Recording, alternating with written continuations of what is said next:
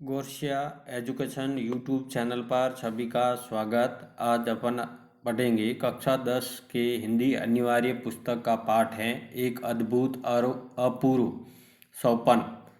निबंध है भारतेंदु हरिश्चंद्र का। उस पाठ को पहले वीडियो में अच्छी तरह से अध्ययन कर चुके हैं। आज इस पाठ के महत्वपूर्ण प्रश्नोत्तर के बारे में करेंगे। तो पहला प्रश्न आता है, भारतेंदु हरिश्चंद्र का जन्म स्थान है काशी, पटना, जयपुर, जबलपुर। भारतेंदु हरिश्चंद्र का जन्म स्थान काशी, उत्तर प्रदेश में है। दूसरा प्रश्न है, पर्यंक का शब्दार्थ है पलंग, कुर्सी, पाठशाला, देवालय। पर्यंक का शब्दार्थ है पलंग। नेक्स्ट क्वेश्चन आता है, अति लघु उत्तरात्मक। लेखक के मन में प्रथम विचार क्या आया? लेखक के मन में प्रथम विचार यह आया कि संसार नाशवान है, इसमें अपने नाम को स्थायी और स्मरणीय बनाने के लिए कोई उपाय करना चाहिए। उद्दंड पंडित कहाँ से बुलाए गए? उद्दंड पंडित हिमालय की कंदराओं से खोजकर बुलाए गए थे। नेक्स्ट क्वेश्चन आता है, ज्योतिष विद्या में कुशल पंडित का नाम क्या था? ज्योतिष विद्या में कुशल पंडित का नाम लुप्त लोचन ज्योतिषाभरण था। नेक्स्ट क्वेश्चन आता है, लेखक ने देवालय बनाने का विचार क्यों त्याग दिया? उत्तर इस प्रकार है, लेखक ने देखा कि भारतीय समाज में अंग्रेजी शिक्षा प्रचलित है, इसके उत्तरोत्तर बढ़ने की ही संभावना है। यदि इसकी वृद्धि जारी रहेगी तो समाज में ऐसे लोगों की बड़ी संख्या होगी जिनकी रुचि मंदिर जाने की होगी ही नहीं। कोई मंदिर की ओर मुंह उठाकर देखेगा ही भी नहीं। यह सोचकर लेखक ने देवालय बनाने का विचार त्याग दिया। नेक्स्ट क्वेश्चन, पुस्तक लेखन के विचार पर लेखक क्यों सहम गया? पुस्तक लिखने का विचार लेखक ने किया, परंतु इसमें उसको बड़ी बाधा प्रतीत हुई। उसने सोचा कि आलोचक उसकी पुस्तक की कटु आलोचना करेंगे, इससे पाठकों को पुस्तक उपयोगी और लाभदायक लगेगी ही नहीं, फलतः वे इसे नहीं पढ़ेंगे। यह विचार आते ही वह सहम गया। नेक्स्ट क्वेश्चन, पंडित प्राणांतक प्रसाद की क्या विशेषताएं बताई गई हैं? पंडित प्राणांतक प्रसाद प्रसिद्ध वैद्य हैं। जब तक वह रोगी को औषधि नहीं देते तभी तक वह संसार को के कष्ट उठाता है। उनकी दवा मिलते ही उसको स्वर्गवास का सुख तुरंत प्राप्त हो जाता है। चिता पर सड़ते समय भी वह उनके उपकार नहीं भूलता है। ये है पंडित प्राणांतक प्रसाद की विशेषता। अब निम्नात्मक क्वेश्चन आता है, सप्रमाण सिद्ध कीजिए। भारतेंदु जी ने इस निबंध में तत्कालीन समाज का चित्रमय व्यंग्य के माध्यम से उपस्थित किया है।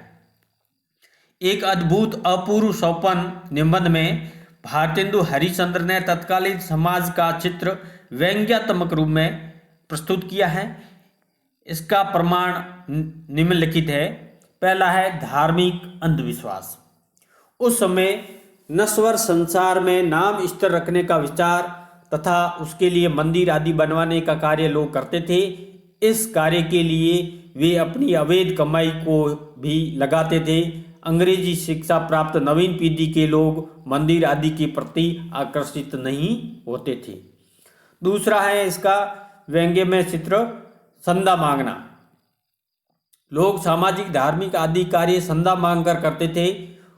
उस धन का उपयोग वे अपनी स्वार्थ पूर्ति के लिए भी करते थे। लेखक के ही शब्दों में, इतना द्रव्य हाथ आया कि पाठशाला का सब खर्च चल गया और 10-5 पीढ़ी तक हमारी संतान के लिए बच रहा। नेक्स्ट बिंदु आता है शिक्षा क्षेत्र। शिक्षा के क्षेत्र दुर्व्यवस्था थी। लोग शिक्षित नहीं थे, शिक्षक अयोग्य होते थे। विद्यालय के संचालक शिक्षकों को वेतन नहीं देते थे। वे शिक्षकों के साथ मिलकर विद्यालय के धन का भ्रष्टापूर्ण दुरुपयोग करते थे। अंग्रेजी शासन की नीतियाँ ठीक नहीं थी। शासक अन्यायपूर्ण आचरण करते थे। अंग्रेजी शिक्षा लोगों को भारतीयता से विमुख बना रही थी। नेक्स्ट बिंदु आता है व्यंग्य रचना। शब्द चयन, वाक्य रचना तथा अध्यापकों के वर्णन आदि में हास्य व्यंग्य का देखा जा सकता है। शिक्षकों के हास्य व्यंग्य युक्त है। प्राणांतक प्रसाद के बारे में लेखक की टिप्पणी, जब तक औषधि नहीं देते केवल उसी समय तक प्राण के संसारी विता लगी रहती थी। क्षण भर में स्वर्ग के सुख को प्राप्त होता था। तत्कालीन वैद्यों पर कठोर व्यंग्य प्रहार है। अब नेक्स्ट निम्नात्मक क्वेश्चन आता है, भारतेंदु की शैली पर प्रकाश डालिए। भारतेंदु गद्य शैली के निम्नलिखित रूप उनकी रचनाओं में प्राप्त होता है। पहला, वर्णनात्मक शैली। किसी रचना में वर्णन की आवश्यकता होने पर वर्णनात्मक शैली का प्रयोग होता है। उदाहरण देखो, समय सागर में एक दिन सब संसार निमग्न हो जाएगा। कालवंश, शशि सूर्य नष्ट हो जाएंगे। आकाश के तारे भी कुछ काल पीछे दृष्टि न आएंगे आदि। भारतेंदु जी ने यथास्थान इस वर्णनात्मक शैली का प्रयोग किया है। नेक्स्ट क्वेश्चन आता है, विचारात्मक शैली। विचार प्रधान निबंधों में गंभीर चिंतन और विचारों को व्यक्त करने में आपने इस शैली का प्रयोग किया है। भावात्मक शैली। भावों की प्रधानता होने पर भी लेखक ने भावात्मक शैली का प्रयोग किया है। नेक्स्ट है उपदेशात्मक शैली। पाठकों का मार्गदर्शन करते समय या परामर्श देते समय लेखक ने उपदेशात्मक शैली का प्रयोग किया है। नेक्स्ट है हास्य व्यंग्यपूर्ण शैली।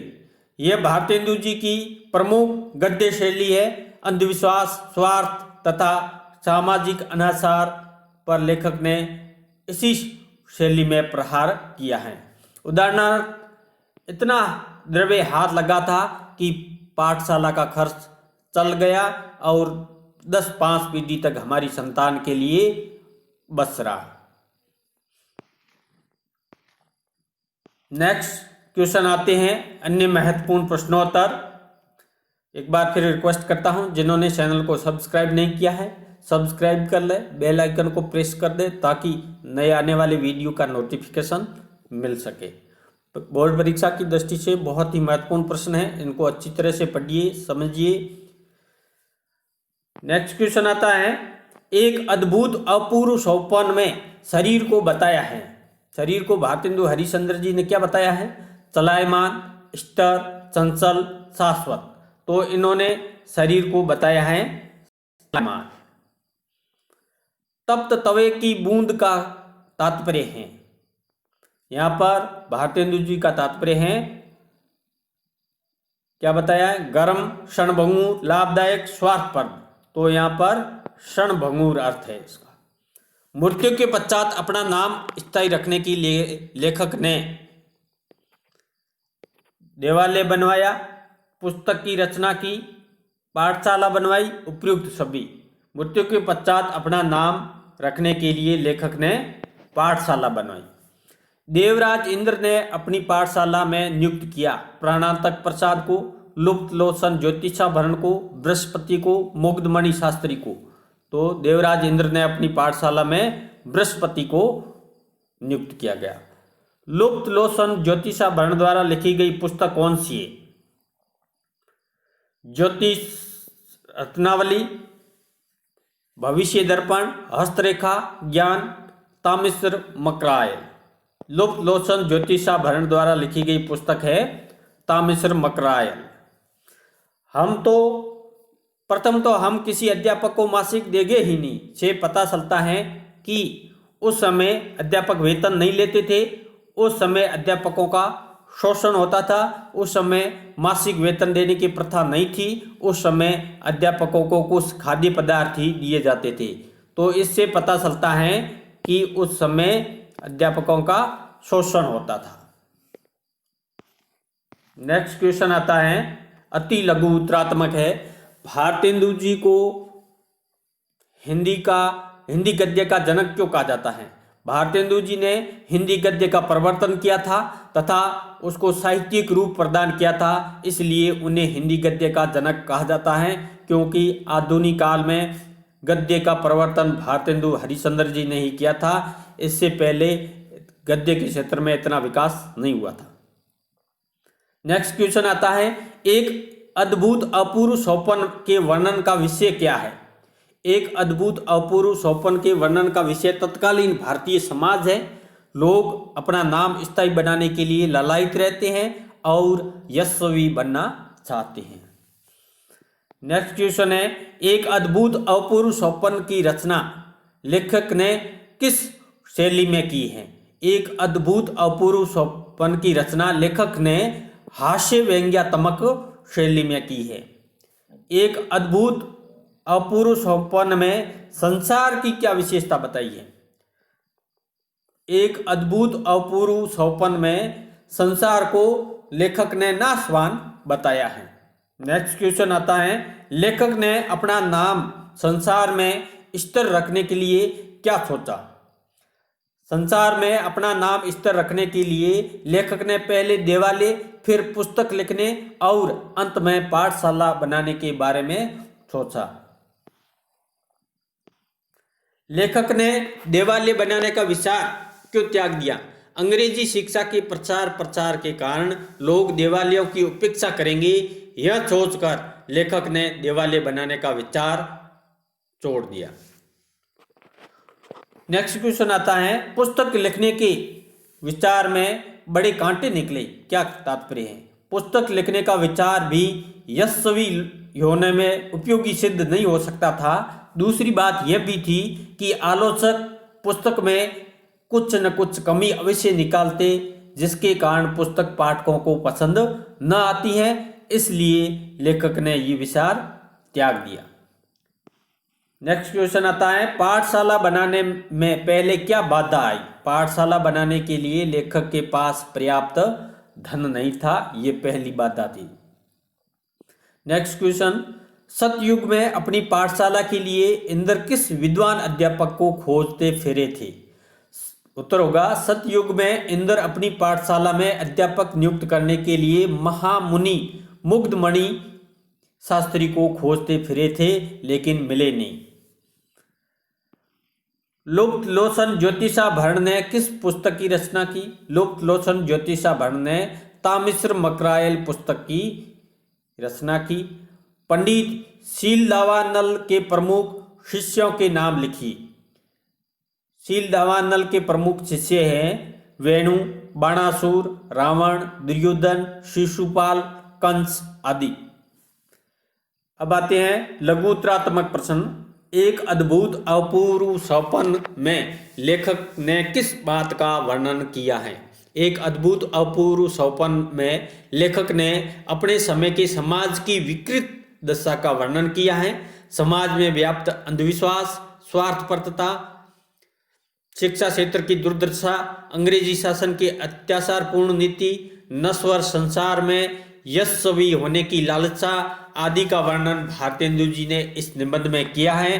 अंग्रेजी शिक्षा के प्रसार से भारतीय किस प्रकार अपने धर्म और संस्कृति से विमुख हो रहे हैं, ये बताया है इस निबंध में। नेक्स्ट क्वेश्चन आता है, नींद आने पर सपने में लेखक के मन में क्या विचार आया? पलंग पर लेटते ही लेखक को नींद आ गई। सपने में उसने सोचा कि यह शरीर चलायमान है, संसार नाशवान है, सूर्य, चंद्रमा, तारे आदि सभी वस्तुएं एक दिन नष्ट हो जाएगी, मनुष्य का यश भी स्थायी रहेगा अथवा नहीं, यह भी संशय की बात है। इस संसार में मरने के बाद भी नाम स्थिर रहे, इसका कोई उपाय करना चाहिए। इस प्रकार का विचार लेखक मन में करने लगे। नेक्स्ट क्वेश्चन आता है, श्वास श्वास पर हरि भजो वृथा स्वांत मत खोय, न जाने या श्वास को आवन होय न होय। पद्य पंक्तियों में क्या संदेश दिया गया है? पद्य पंक्तियों में बताया गया है कि यह शरीर नश्वर है, नाशवान है, कब मृत्यु आ जाएगी इसका कुछ पता नहीं है। अतः जीवन के प्रत्येक क्षण का उपयोग ईश्वर के स्मरण के लिए करना चाहिए। नेक्स्ट क्वेश्चन, सब तो एक तप्त तवे की बूंद हुए बैठे हैं, कहने का क्या आशय है? उत्तर इस प्रकार होगा, कहने का आशय यह है इस पंक्ति में कि यह संसार क्षण भंगुर है, इसमें कुछ भी स्थायी नहीं है। जिस प्रकार गर्म तवे पर गिरने वाली पानी की बूंद क्षण भर में नष्ट हो जाती है, उसी प्रकार इस संसार में कालवंश प्रत्येक वस्तु नष्ट हो जाती है। नेक्स्ट क्वेश्चन आता है, इन दिनों की सभ्यता के अनुसार इससे बड़ी कोई मूर्खता नहीं है। इस वाक्य में बड़ी मूर्खता किसको कहा गया है, इस संबंध में अपना मत भी प्रकट कीजिए।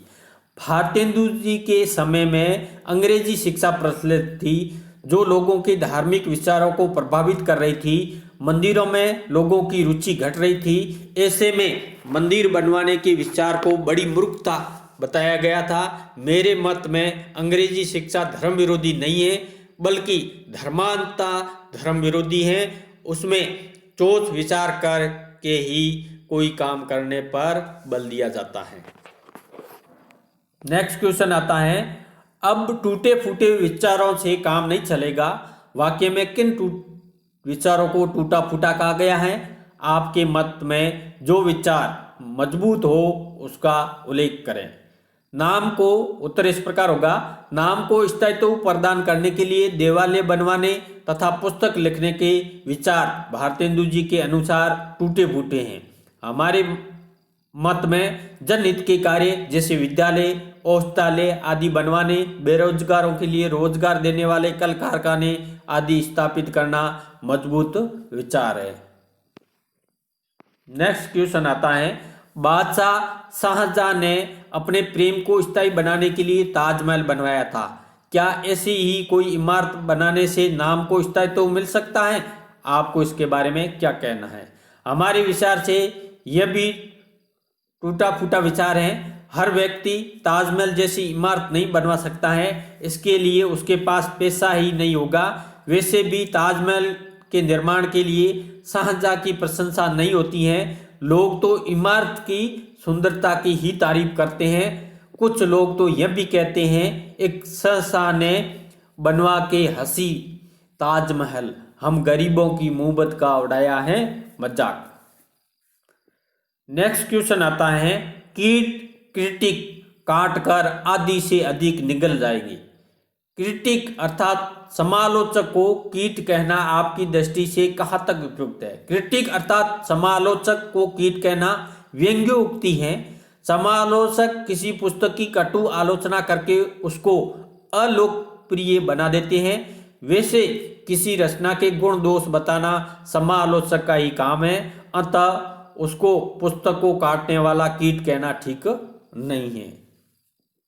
नेक्स्ट क्वेश्चन आता है, लेखक ने अपने नाम को स्थायी बनाने के लिए सर्वप्रथम क्या उपाय सोचा, उसको क्यों त्याग दिया? अपने नाम को संसार में स्थायी बनाए रखने के लिए सर्वप्रथम लेखक ने देवालय बनाने का विचार किया। थोड़ी देर बाद ही उसने इस विचार को यह सोचकर त्याग दिया कि देश में अंग्रेजी शिक्षा प्रचलित है, इसके उत्तरोत्तर बढ़ने की संभावना है। इस शिक्षा के चलते भारतीय लोग मंदिर की ओर मुंह करके भी नहीं देखेंगे। नेक्स्ट क्वेश्चन आता है, लेखक ने पुस्तक लिखने का विचार क्या सोचकर त्याग दिया? अपने नाम को संसार में स्थायी बनाने के लिए लेखक ने पुस्तक लिखने का विचार किया, परंतु यह उपाय भी उसको उपयुक्त प्रतीत नहीं हुआ। उसने यह सोचकर विचार त्याग दिया कि जिस प्रकार कीड़े किसी वस्तु को काट काट कर नष्ट कर देते हैं, उसी प्रकार क्रिटिक अर्थात आलोचक पुस्तक की दुरालोचना करके उसको प्रभावहीन बना देगी। तब लेखक को पुस्तक लिखने पर यश के स्थान पर अपयश ही प्राप्त होगा। इसलिए लेखक ने पुस्तक लिखने का विचार त्याग दिया। नेक्स्ट क्वेश्चन आता है, लेखक ने टूटे फूटे विचार किसको माना तथा क्यों? लेखक ने देवालय बनाने तथा पुस्तक लिखने के विचारों को टूटा फूटा माना, क्योंकि अंग्रेजी शिक्षा के चलते कोई देवालय में जाएगा नहीं तथा आलोचक कटु आलोचना करके पुस्तक को प्रभावहीन बना देंगे। फलतः इन उपायों से लेखक को अपना नाम स्थायी बनाने में सहायता नहीं मिल सकती है। पाठशाला के निर्माण में नेक्स्ट क्वेश्चन आता है, पाठशाला के निर्माण में क्या बाधा उत्पन्न हुई, इसका लेखक ने क्या समाधान किया। पाठशाला निर्माण के लिए लेखक के पास पर्याप्त धन नहीं था। जो उसके पास था उससे पाठशाला का एक कोना भी नहीं बन सकता था। इस समस्या का समाधान लेखक ने अपने इष्ट मित्रों से आर्थिक सहायता मांगकर किया। इष्ट मित्रों से सहायता प्राप्त अपार धन से पाठशाला का निर्माण हो सका। नेक्स्ट क्वेश्चन, पाठशाला को बनाने में कितना धन व्यय हुआ। लेखक को पता नहीं था कि पाठशाला को बनाने में कितना धन व्यय हुआ। उसके मुंशी ने उसे बताया कि उसको बनाने में 1 का अंक और 387 शून्य अर्थात अगणित धन राशि व्यय हुई थी। नेक्स्ट क्वेश्चन, पाठशाला में शिक्षकों की नियुक्ति किस प्रकार की गई। उत्तर होगा, पाठशाला के लिए हिमालय की कंदराओं से तलाश करके अध्यापक बुलाए गए। इसकी संख्या 0.5 से अधिक नहीं थी। पाठशाला में अनेक शिक्षक नियुक्त किए गए, उनमें कुछ अध्यापक ही प्रमुख थे। नेक्स्ट क्वेश्चन आता है, या तो घर की केवल मूछें ही मूछें थी। क्या तात्पर्य है। भारतेंदु जी की पाठशाला के निर्माण का विचार किया। उनके पास पाठशाला बनाने के लिए धन नहीं था। मित्रों से सहायता मांगी। ईश्वर की कृपा से मित्रों से बहुत सारा धन प्राप्त हुआ। लेखक के पास तो पाठशाला बनाने का ही विचार था, इसको बनाने का कोई साधन नहीं था, इसलिए उनके पास केवल मूछें ही मूछें थी और कुछ नहीं। नेक्स्ट क्वेश्चन आता है, होनहार बलवान है कथन में किसको बलवान बताया गया है तथा क्यों। होनहार बलवान है में होनहार अर्थात भविष्य में अवश्यम भावी होने वाली घटनाओं को बलवान बताया गया है। भावी घटनाएं मनुष्य को ज्ञात नहीं होती हैं, वे अदृश्य रहकर भी अवश्य घटित होती हैं। मनुष्य चाहकर भी उनको घटित होने से नहीं रोक सकता है। कुछ होनहार को समय भी कहते हैं। समय मनुष्य को वंश में नहीं कर सकता है। पुरुष बड़ा नहीं होते हैं, समय होत बलवान, भीलन लूटी गोपियां वही अर्जुन वही बाण। ये समय को सलाम के बारे में दोहा कहा गया है। नेक्स्ट क्वेश्चन है, जब तक औषधि नहीं देते केवल उसी समय तक प्राणी के संसारी व्यथा लगी रहती थी। वाक्य में लेखक ने किस शैली का प्रयोग किया गया है, इस कथन का तात्पर्य क्या है।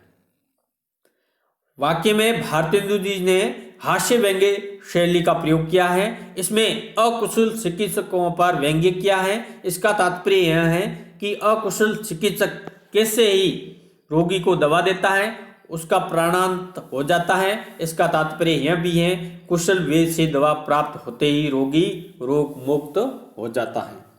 नेक्स्ट क्वेश्चन आता है, जो पाठशाला संबंधी द्रव्य हो उसका वे सब मिलकर नाश लिया करें। वाक्य में नाश लिया करे कैसा प्रयोग है। उपयोग वाक्य में नाश लिया करे प्रयोग दोषपूर्ण है। नाश अर्थात विनाश करना तो कहा जाता है, किंतु नाश लेना नहीं कहा जा सकता है। भारतेंदु काल में खड़ी बोली गद्य का स्वरूप बन ही रहा था, अतः इस प्रकार के त्रुटिपूर्ण प्रयोग प्रचलित थे। नेक्स्ट क्वेश्चन आता है, पाठशाला के प्रमुख अध्यापकों के नाम बताइए। पाठशाला के निम्नलिखित प्रमुख शिक्षक पंडित मुक्तमणि शास्त्री तर्कवाचस्पति प्रथम अध्यापक थे। अन्य अध्यापकों में पाखंड प्रिय धर्माधिकारी धर्मशास्त्र के अध्यापक थे। प्राणांतक प्रसाद व्याकरणीय वैदिक शास्त्र के अध्यापक थे। लुप्त लोसन ज्योतिषाभरण ज्योतिष शास्त्र पढ़ाते थे। शीलदावा नल नीति दर्पण नीति शास्त्र और आत्मविद्या के शिक्षक थे। नेक्स्ट क्वेश्चन आता है, लेखक ने पाठशाला बनने पर ईश्वर को धन्यवाद क्यों दिया। पाठशाला बनाने के लिए लेखक के पास धन नहीं था। ईश्वर की कृपा से ही मित्रों से सहायता के रूप में धन प्राप्त हुआ तथा विद्यालय के लिए एक से एक अच्छे अध्यापक उपलब्ध हो सके। ईश्वर के अनुग्रह से ही अपने नाम को स्थायी रखने की लेखक की अभिलाषा पूर्ण हो सकी। नेक्स्ट क्वेश्चन आता है, लेखक ने परमात्मा का धन्यवाद करते हुए उसकी किन विशेषताओं का उल्लेख किया है? लेखक ने विद्यालय बनने पर परमात्मा का धन्यवाद करते हुए उसको संसार का निर्माता तथा क्षण भर में ही उसको नष्ट करने वाला बताया है। उसने ही संसार के मनुष्यों में विद्या, शील, बल के साथ ही मान, मूर्खता, परद्रोह, परनिंदा इत्यादि गुणों अवगुणों को बनाया है। उसने ही लेखक की अभिलाषा को पूरा किया है। लेखक एक विनम्र व्यक्ति है, एक अद्भुत अपूर्व सोपान निबंध के आधार पर सिद्ध कीजिए। लेखक एक विनम्र व्यक्ति हैं। उत्तर इस प्रकार होगा, पाठशाला के निर्माण का श्रेय लेखक ने ईश्वर की कृपा को दिया। धन का अभाव ईश्वर की प्रेरणा से ही मित्रों द्वारा मुक्त हस्त से प्रदान की गई सहायता से दूर हुआ। लेखक मित्रों का भी आभारी है। उनकी सहायता के लिए लेखक द्वारा व्यक्त आभार उसकी विनम्रता को व्यक्त करने वाली है। नहीं, मैं 2 हाथ पैरों वाला मनुष्य, आपके आगे कौन कीड़ा था जो ऐसे दुष्कर्म को कर लेता, इत्यादि लेखक के शब्द उनको परम विनीत प्रमाणित करते हैं। नेक्स्ट क्वेश्चन आता है, पाठशाला के प्रथम अध्यापक मुग्धमणि शास्त्री की विशेषताओं का वर्णन लेखक ने किस प्रकार किया? लेखक भारतेंदु जी के अनुसार महामुनि मुग्धमणि शास्त्री पाठशाला के प्रथम अध्यापक हैं। सतयुग में इंद्र ने इनको अपनी पाठशाला में नियुक्त करना चाहते थे। इनके न मिलने पर बृहस्पति को नियुक्त किया इंद्र ने। सरस्वती भी इनकी विद्या और बुद्धि की प्रशंसा नहीं कर पाती। इनके थोड़े से ही परिश्रम से पंडित मूर्ख और अबोध पंडित बन जाते हैं। लेखक ने इनकी व्यंग्यात्मक ढंग से प्रशंसा की है। नेक्स्ट क्वेश्चन आता है, पाखंड प्रिय नामक अध्यापक का परिचय दीजिए। उत्तर इस प्रकार होगा, पाखंड प्रिय पाठशाला में धर्मशास्त्र के अध्यापक है। कभी भारत में इनकी बड़ी मान्यता थी, किंतु अब अंग्रेजी शिक्षा के प्रभाव के कारण कोई इनको नहीं पूछता है। इनकी बड़ी दुर्दशा है। यदि यह एक कार्तिक मास पाठशाला में रहे तो नवीन धर्मों पर 4-5 दिन में पानी फेर देंगे। नेक्स्ट क्वेश्चन आता है, पंडित प्राणांतक प्रसाद किस विषय के अध्यापक हैं? उनकी क्या विशेषता है? पंडित प्राणांतक प्रसाद वैद्य हैं। वे रोगियों की चिकित्सा में कुशल हैं। जब तक वे रोगी को दवा नहीं देते तभी तक वह संसार के कष्ट भोगता है। दवा मिलने के बाद तो शीघ्र ही वह स्वर्गवास का सुख पा लेता है। नेक्स्ट क्वेश्चन आता है, ज्योतिष विद्या के अध्यापक को संक्षिप्त परिचय दीजिए। ज्योतिष विद्या के अध्यापक हैं लुप्त लोचन ज्योतिषाभरण। वे प्रकांड विद्वान हैं, कुशल ज्योतिष हैं। ये आकाश के नवीन तारे खोज लाए हैं। यद्यपि इनकी आंखों के तारे बैठ गए हैं और इनको कुछ दिखाई नहीं देता है। इन्होंने तामिसर मकराइल नामक पुस्तक तथा अन्य अनेक पुस्तकें लिखी हैं। नेक्स्ट क्वेश्चन आता है, पंडित शील दावानल नीति दर्पण का संक्षिप्त परिचय दीजिए। पंडित शील दावानल नीति दर्पण नीति शास्त्र के अध्यापक हैं। वे बाल ब्रह्मचारी हैं। इन्होंने जीवन भर नीति शास्त्र पढ़ाया है। वेणु, बाणासुर, रावण, दुर्योधन, शिशुपाल, कंस इत्यादि इनके शिष्य रहे हैं। ब्रिटिश न्यायकर्ता इनके आदेश से ही आगे बढ़ते हैं। नेक्स्ट क्वेश्चन आता है, पाठशाला के अध्यापकों की विशेषताओं का चित्रण लेखक ने किस शैली में किया है? कोई एक उदाहरण देकर बताइए। भारतेंदु जी ने पाठशाला के अध्यापकों की विशेषताओं का वर्णन व्यंग्यपूर्ण शैली में किया है।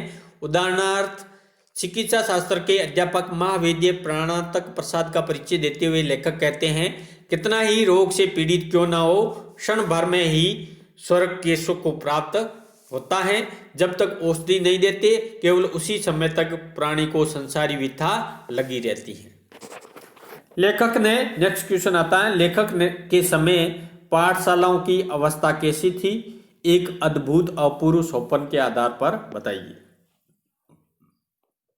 लेखक के समय पाठशाला और अध्यापकों की दशा अच्छी नहीं थी।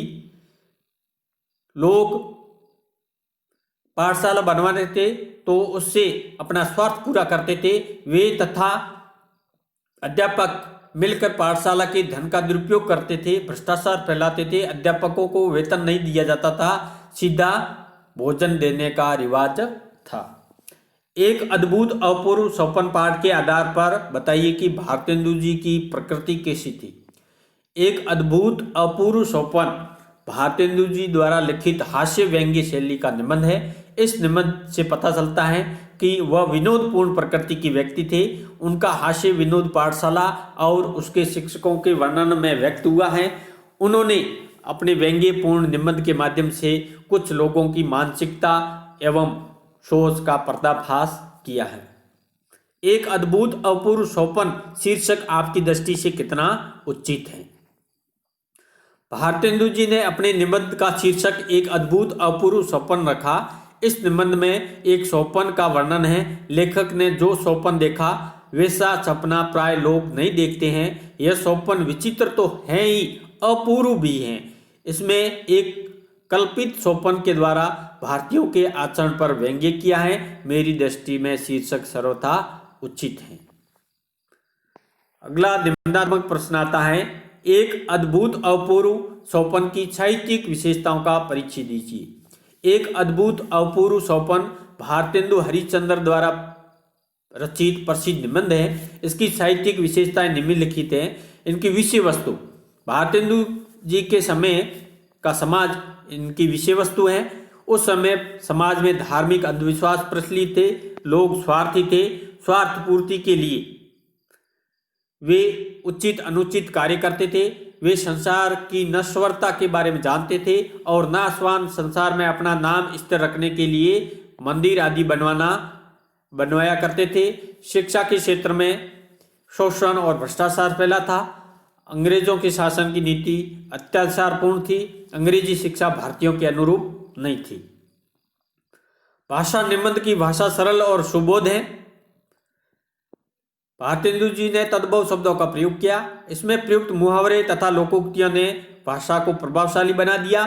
शैली, भारतेंदु जी के तत्कालीन समाज को इस निबंध में हास्य व्यंग्यपूर्ण शैली में प्रस्तुत किया है।